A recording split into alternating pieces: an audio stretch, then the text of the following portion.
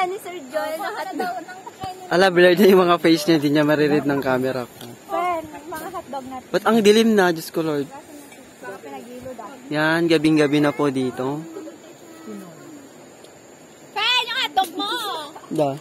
Asan yung hotdog ko? Walang hotdog, sir. Sino lang may hotdog, babae? Hala, Diyos ko, Lord. Asan yung... Ay, sino tayo hotdog na kanik madamdama, ah? Tender juicy ka naman po, Gigi. Gusto ng hotdog. Alawan di hotdog, isa niya mabalin. Isa. Dati ay, kayo lang. Atay mo kuyo? Ano, hindi ko kayang kainin ito. Makimahilig ka.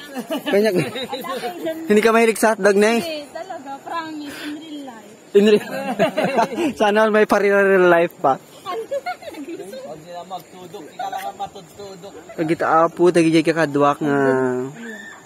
Kasi ay, Da. Aray ko. Pagin ka na natin.